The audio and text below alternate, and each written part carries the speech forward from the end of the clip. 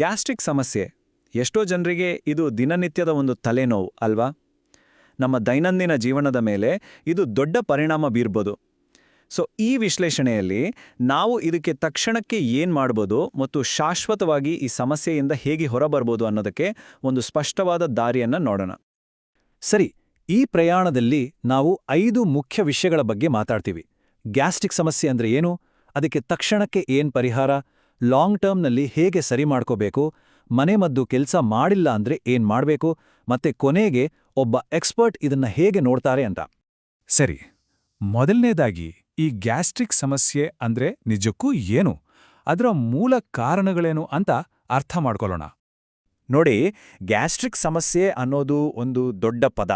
ಹೊಟ್ಟೆ ಉಬ್ಬರ, ಗ್ಯಾಸಿಂದ ಹಿಡಿದು ತಡೆಯೋಕ್ಕಾಗ್ದಷ್ಟು ಹೊಟ್ಟೆ ನೋವಿನವರೆಗೂ ಹೊಟ್ಟೆಗೆ ಸಂಬಂಧಪಟ್ಟ ಯಾವುದೇ ಕಿರಿಕಿರಿ ಇದ್ರೂ ಅದನ್ನ ನಾವು ಗ್ಯಾಸ್ಟ್ರಿಕ್ ಪ್ರಾಬ್ಲಮ್ ಅಂತೀವಿ.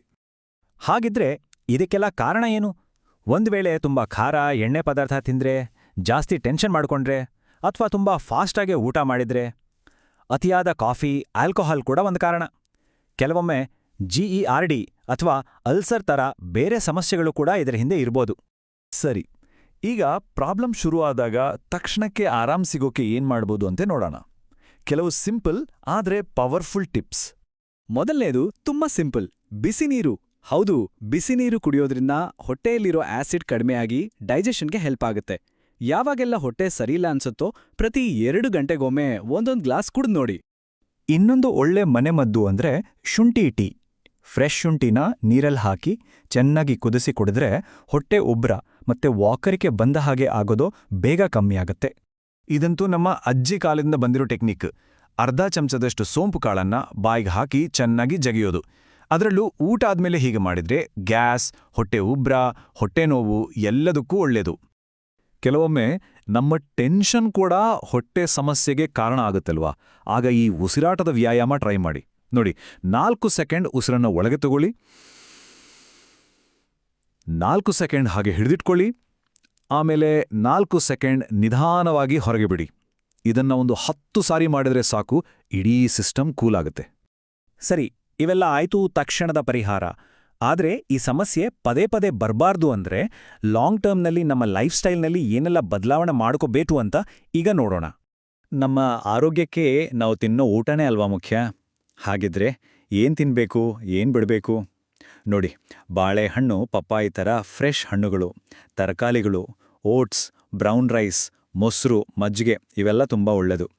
ಅದೇ ರೀತಿ ಮಸಾಲೆ ಪದಾರ್ಥಗಳು, ಎಣ್ಣೆಲ್ ಕರೆದ ತಿಂಡಿಗಳು, ಪ್ರಾಸೆಸ್ ಮಾಡಿದ ಸ್ನ್ಯಾಕ್ಸ್, ಗ್ಯಾಸ್ ಇರೋ ಕೂಲ್ ಡ್ರಿಂಕ್ಸ್ ಮತ್ತೆ ಅತಿಯಾದ ಕಾಫಿ, ಆಲ್ಕೋಹಾಲ್ ಇವನ್ನೆಲ್ಲ ಅವಾಯ್ಡ್ ಮಾಡೋದು ಬೆಸ್ಟ್. ಊಟ ಅಷ್ಟೇ ಅಲ್ಲ, ನಮ್ಮ ದಿನಚರಿ ಕೂಡ ಮುಖ್ಯ. ಒಂದೇ ಸಾರಿ ಹೊಟ್ಟೆ ತುಂಬ ತಿನ್ನೋದಕ್ಕಿಂತ ದಿನಕ್ಕೆ 5-6 ಸಣ್ಣ ಮೀಲ್ಸ್ ಮಾಡೋದು ಒಳ್ಳೆಯದು. ರಾತ್ರಿ ಸರಿಯಾಗಿ 7ರಿಂದ 8 ಗಂಟೆ ನಿದ್ದೆ ಮಾಡಬೇಕು. ಟೆನ್ಷನ್ ಕಡಿಮೆ ಮಾಡ್ಕೊಳ್ಳೋಕ್ಕೆ ಯೋಗದಂಥ ಆಕ್ಟಿವಿಟೀಸ್ ಮಾಡಿ. ದಿನಕ್ಕೆ 8ರಿಂದ 10 ಗ್ಲಾಸ್ ನೀರು ಕುಡಿಯೋದು ಮರಿಬೇಡಿ. ಆಮೇಲೆ ಊಟ ಆದ್ಮೇಲೆ ಒಂದು 10-15 ನಿಮಿಷ ನಿಧಾನಕ್ಕೆ ವಾಕ್ ಮಾಡೋದು ತುಂಬಾನೇ ಹೆಲ್ಪ್ ಮಾಡುತ್ತೆ. ಈಗ ನಾವು ಮಾತಾಡೋದು ತುಂಬ ಮುಖ್ಯವಾದ ವಿಷಯ. ಕೆಲವೊಮ್ಮೆ ಈ ಮನೆಮದ್ದುಗಳೆಲ್ಲ ಸಾಕಾಗಲ್ಲ.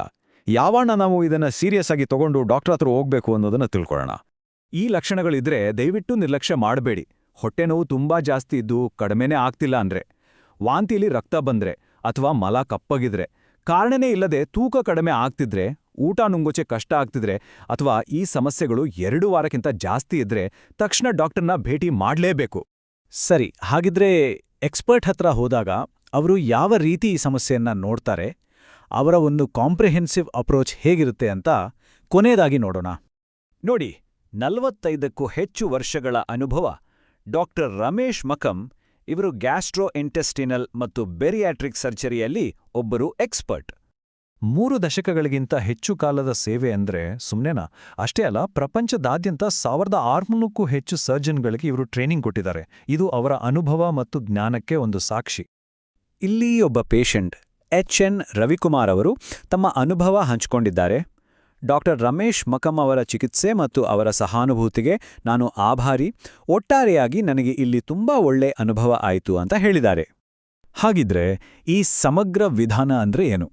ಅಂದ್ರೆ ಕೇವಲ ರೋಗಕ್ಕೆ ಚಿಕಿತ್ಸೆ ಕೊಡೋದಷ್ಟೇ ಅಲ್ಲ, ಎಂಡೋಸ್ಕೋಪಿ, ಅಲ್ಟ್ರಾಸೌಂಡ್ ಥರದ ಅಡ್ವಾನ್ಸ್ಡ್ ಡಯಾಗ್ನೋಸ್ಟಿಕ್ಸ್ ಮಾಡೋದು, ನಮ್ಮ ಕರುಳು ಮತ್ತು ಮೆದುಳಿನ ನಡುವಿನ ಸಂಬಂಧವನ್ನು ಅರ್ಥ ಮಾಡಿಕೊಂಡು ಟ್ರೀಟ್ಮೆಂಟ್ ಕೊಡೋದು, ವೆಲ್ನೆಸ್ ಕೋಚ್, ನ್ಯೂಟ್ರಿಷನಿಸ್ಟ್ ಇರೋ ಒಂದು ಟೀಮ್ ಜೊತೆ ಕೆಲಸ ಮಾಡೋದು, ಎಲ್ಲಕ್ಕಿಂತ ಹೆಚ್ಚಾಗಿ ಪ್ರತಿಯೊಬ್ಬ ಪೇಷಂಟ್ ಮೇಲೂ ಕಾಳಜಿ ವಹಿಸಿ ಚಿಕಿತ್ಸೆ ನೀಡೋದು.